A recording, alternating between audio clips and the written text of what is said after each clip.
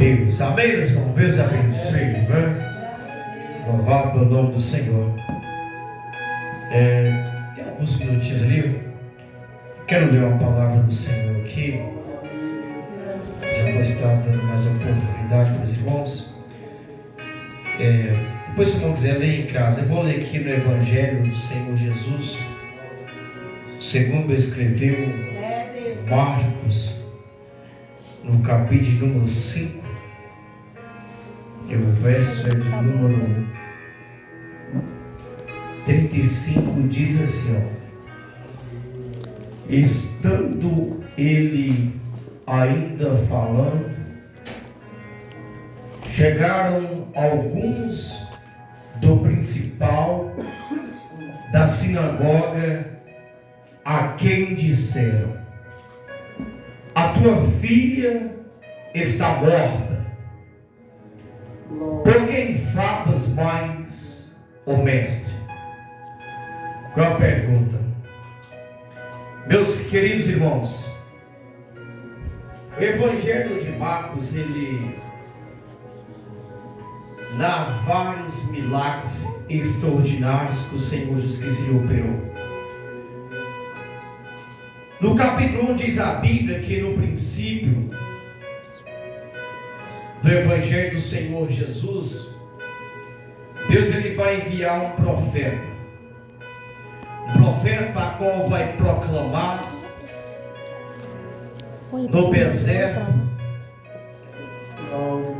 uma voz que clama no deserto, chamando o povo para o arrependimento. Esse profeta, eu creio que todos se conhecem, já ouviu pregar, falar, que é o profeta João Batista. João Batista, um profeta que foi separado por Deus, escolhido por Deus, antes mesmo de ser gerado no ventre da tua mãe, um nome a qual foi dado pelos céus, um fruto, resultado de oração. Ele foi separado para Deus. Ele foi quem pregou, chamando o povo para arrependimento. E diz a Bíblia que o povo se arrependiu. E a mensagem de João era uma mensagem dura, mas era cheio do Espírito Santo. Por isso o apóstolo Paulo escreveu dizendo que o Evangelho ele é o poder do Espírito Santo. E o próprio Deus diz: não é por força nem por violência, mas é pelo Espírito de Deus. Então diz a Bíblia que João, ele vai batizar Jesus. Ele batiza o Senhor Jesus ali no Rio Jordão. Diz a Bíblia que naquele momento Jesus agora ele é cheio do Espírito Santo. E como ele é cheio do Espírito Santo, ele vai ser conduzido para o deserto. Diz a Bíblia que tendo jejuado ele 40 dias e 40 noites, ele esteve no deserto com as feras, vai dizer o Evangelho do Senhor Marcos. Ele completa ali a sua missão após o jejum. E quando ele termina ali o seu jejum, ele vai então começar a ministrar o Evangelho. O interessante é que a mensagem de João Batista era chamando o povo para o arrependimento. Jesus inicia também o seu ministério chamando o povo para o arrependimento. Arrependei-vos porque é chegado o reino de Deus. Crede no Evangelho. E interessante que como Jesus também, depois que ele padece a cruz, que ele ainda vai estar na terra por 40 dias ainda, ele vai dar ensinamento pelo intermédio do Espírito Santo de Deus para os seus discípulos, para poder anunciar e pregar o Evangelho às nações, chamando o povo para o arrependimento. Então o Senhor Jesus Cristo ele vai para a sinagoga. Quando ele entra na sinagoga, como é de costume dele, os demônios já começam a se manifestar. Diz a Bíblia que em uma só palavra ele o expulsava. Diz a Bíblia que grandes multidões começaram a cercar o Senhor. Diz a Bíblia Sagrada que como ele chama os seus discípulos, e um dia ele vai entrar na casa ali da sogra de Pedro, e como ele chega lá, ele está acamado, está com muita febre. Logo informaram para ele, ele chega, estende a mão, logo a febre desaparece, porque quem é que chegou ali? Quem chegou ali foi o Todo-Poderoso, foi o Criador, foi o Senhor Jesus, foi a palavra que se fez carne. Então, meus pais, ela começa então a passar a servir com eles naquele momento. E naquele mesmo dia, naquela mesma parte, toda a cidade soube que eles estavam ali. As pessoas começaram a aparecer, pessoas cegos, mancos, pessoas lunares, pessoas possessas. Diz a Bíblia que ele curou a todos naquela parte. Ele sobe para o monte, ele vai passar ali a noite, oração, novamente ele desce. Diz a Bíblia, meus irmãos, que logo no capítulo 2, de Marcos, que a multidão era tanta que um dia ele chegou ali, onde ele habitava em Cafarnaum, entrou ali na sua casa, e logo quando o povo soube que ele estava ali, a multidão cercou a casa dele. De sorte que quem estava de fora não poderia entrar, quem estava dentro não poderia sair. Diz a Bíblia que ele anunciava a palavra. Sabe o que aconteceu neste momento? Diz a Bíblia que trouxeram um homem que era paralítico, e uma máquina, uma cama ali amarrado, não tinha como entrar. Ele descobriu o telhado, desceu com aquele homem. Jesus curou aquele homem. Ele saiu da maca, que ele não foi curado naquela mesma hora. Aleluia. A ordem foi dada para o Senhor Jesus. E vários sinais, vários mistérios que com poder e grande glória. Então no capítulo 4 ele vai dar vários ensinamentos a respeito das parábolas. Uma parábola muito conhecida é quando ele prega a respeito, quando ele diz: eis que o semeador saiu a semear. E como ele semeava, alguma parte da semente caíram à beira do caminho. Diz a Bíblia que logo as aves vieram e comeram aquela semente. Sabe qual que é a explicação disso aqui, amados irmãos? A palavra de Deus, ela é semeada. A semente que é a palavra de Deus, ela é lançada do pastor prega, o evangelista, o missionário, o diácono, o obreiro, ele prega a palavra de Deus. Só que muitas pessoas permitem que o diabo venha arrebatá-lo aquilo que foi semeado em teu coração, que é a palavra de Deus. A palavra de Deus, ela vai cair também em espinhos.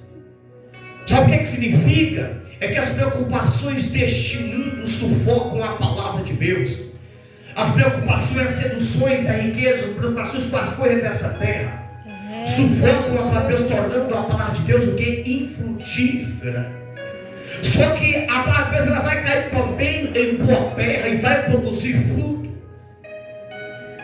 O dever e a missão da igreja é anunciar e pregar a palavra de Deus.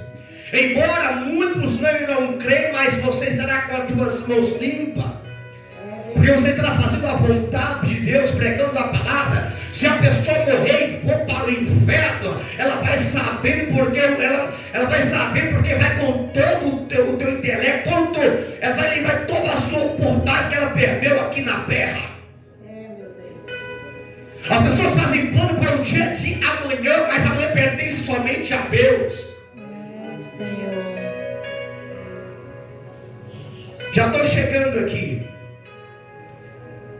no versículo. Se eu não me falho a memória, mas no capítulo 5, amados irmãos, como Jesus, isso é isso mesmo, como no capítulo 5, o Senhor Jesus, depois de fazer muitos milagres, já para parte, ele vai para o seu discípulo assim: olha, você para poder atravessar para o outro lado do mar. E houve uma grande tempestade, meus amados irmãos. Jesus estava exausto, estava cansado, estava descansando no barco ali como travesseiro. E a tempestade era tão grande que lançavam água dentro dos barcos. E então eles despertaram o Senhor Jesus. Senhor, não importa que nós perecemos. Jesus Cristo levantou, repreendeu aquela tempestade, logo houve grande bonança. E como Jesus ele pisa ali em Capernaum, na terra dos Genazarenos, diz a Bíblia que ali havia um homem, meus amados, preste atenção, ali havia um homem que ele era possesso, um homem que tinha legiões de demônios, um homem que por várias vezes já havia prendido aquele homem.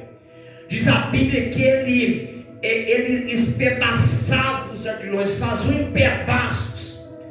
Cabeça não poderiam suportar aquele homem porque ele era possesso. E naquele caminho ninguém poderia passar por ali, porque aquele homem vivia em sepulcros e clamavam de noite, cortavam-se com lascas de pedras. Mas quando o Senhor Jesus Cristo pisou naquelas terras, meus irmãos, os demônios teve que prostrar e adorar o Criador. Os demônios teve que reconhecer que Ele é Deus, que Ele veio neste mundo para pôr liberdade ao oprimido, que Ele veio neste mundo para salvar a humanidade. Essa é a natureza de Deus, é pôr liberdade ao oprimido.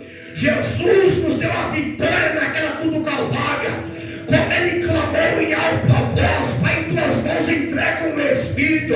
Como ele ressuscitou o terceiro dia, Ele aparece para o seu discípulo e diz: é-me dado todo o poder dos céus e da terra. Todo o poder do céu e da terra nas mãos do Senhor Jesus.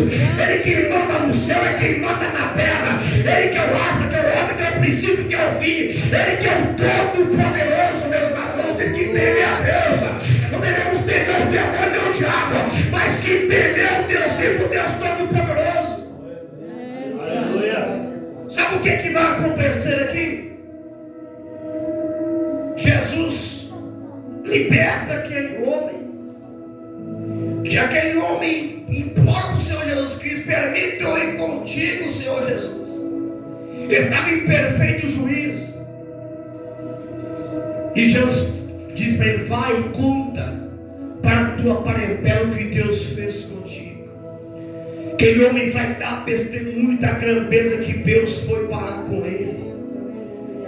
E como Jesus agora ele vai voltar para Cafarnaum novamente, e como ele chega ali, meus irmãos, a grande multidão já estava ali esperando ele. Quando ele desce do barco, ele pisa ali em Cafarnaum novamente. Meus irmãos, diz a Bíblia que vai chegar um príncipe. Lembra que Jesus Cristo ele foi expulso da sinagoga. Vai chegar um príncipe da sinagoga, um sacerdote chamado Jairo. Ele vai prostrar-se aos pés do Senhor Jesus.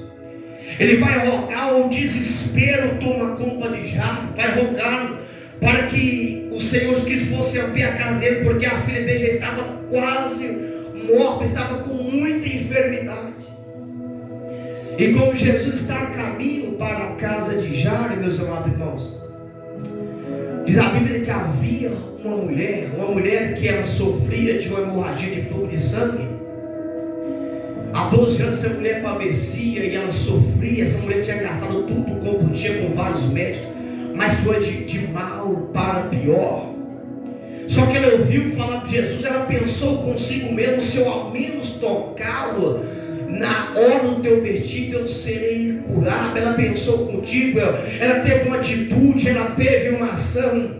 Aquela mulher mesmo debilitada, imagina que a mulher já debilitada, imagina você perder sangue em 12 anos, mas aquela mulher já estava pálida, já estava magra, 12 anos sofrendo com enfermidade, mas ela teve uma atitude, ela teve uma ação, ela ouviu falar de Jesus, e aí ela teve fé, ela enfrentou aquela multidão, e ela tocou em Jesus. Quando ela tocou, naquela mesma hora ela foi curada. Ela sentiu que a sua hemorragia havia parado, havia estancado. Jesus vai parar e vai dizer: alguém me tocou. Pedro vai dizer: Senhor, a multidão te aperta, a multidão te oprime. Tu perguntas quem te tocou. Mas Jesus Cristo diz: alguém me tocou, porque de mim saiu o poder. De mim saiu virtude. Aquela mulher prima, meus amados, ela vai confessar que foi ela. Jesus Cristo vai dizer para aquela mulher: filha, a tua fé te salvou. Observa que, meus amados, que a fé daquela mulher de tocar em Jesus, ela foi curada. Além de ser curada, ela foi salva. E naquele instante, quando Jesus Cristo está dando atenção para aquela mulher, meus amados, observa que Jesus Cristo, ele para poder te dar atenção. Quando você busca Ele, você invoca o nome dEle. Quando você lança os problemas na mão dEle, Ele para poder te ouvir. Mas você tem que ter uma atitude, você tem que ter uma ação. Lembra do cego Bartimeu, quando clamou, prepara calar ele, mas aí que ele clamou mais alto ainda. Jesus parou, mandou buscar ele. Jesus parou para a mulher que teve uma atitude. Então a igreja tem que ter uma atitude. Quando nós temos problema, aí tem um problema em buscar a solução do homem. E a solução está em Deus. Deus em primeiro lugar em nossa vida. Quantas pessoas que procuram recurso, meus irmãos, na medicina é dada por Deus, sim. A autoridade da Bíblia é concedida por Deus, sim. Mas quantas pessoas só buscam a Deus em segundo ou em terceiro plano? E como ele está dando ali a pensão para aquela mulher, chega uma abacate já. Não incomodes mais o mestre, a tua filha já está morta já. Imagina a preocupação, o desespero de Jairo, meus irmãos. Eu imagino que seja a tua filha única. Mas Jesus Cristo foi até a casa de Jairo, meus irmãos, e ressuscitou aquela menina. Esse é o nosso Deus. É o nosso Deus a qual nós servimos, meus irmãos. Nosso Deus, Ele é tão poderoso. Ele é quem traz a existência como se todas as coisas já existissem. Ele que é maior do que a terra, maior do que os céus. Diz a Bíblia que Ele se inclina para olhar da terra, meus irmãos, e para os céus. Diz a Bíblia que Ele chama cada ser pelo teu próprio nome. Diz a Bíblia que todas as nações da terra são como uma gota d'água fora do balde. É como uma poeira em sua, é uma poeira numa balança, não é nada. Nós vemos vários problemas, mas Ele é a solução de todos os problemas. Ele é a grandeza, Ele é o Todo-Poderoso. Aleluia. É Deus. É, Senhor, aleluia. Verdade, meu Pai. Eu, agora há pouco, eu estou vendo o grupo da igreja. Eu vi uma profecia, irmãos, da missionária Cristina Maranhão. Antes de acontecer, antes do carnaval, ela profetizou que Deus parecia como se fosse dengue. O que está acontecendo essa crise de dengue aí? Mas a ordem de Deus é para a igreja descer na oração, descer no jejum. Deus vai guardar os que são deles. É, Senhor. Mas a mão de Deus, irmão, vai estender sobre essa terra. Existem coisas, irmãos, que não adianta nós orar, não vai impedir a palavra de Deus. Peste, doença, terremoto, vai vir. Não tem nada que pode impedir. Porque está escrito em Mateus capítulo 24, você pode orar. Mas eu quero ver impedir o que está por vir sobre essa terra. Quantas vezes o Espírito Santo Deus tem falado para a igreja poder orar, para poder jejuar, para poder, Deus ele vai guardar os que são dele, irmãos. É, Senhor. Mas aquele que brinca de ser crente, aquele que não leva a palavra de Deus a sério.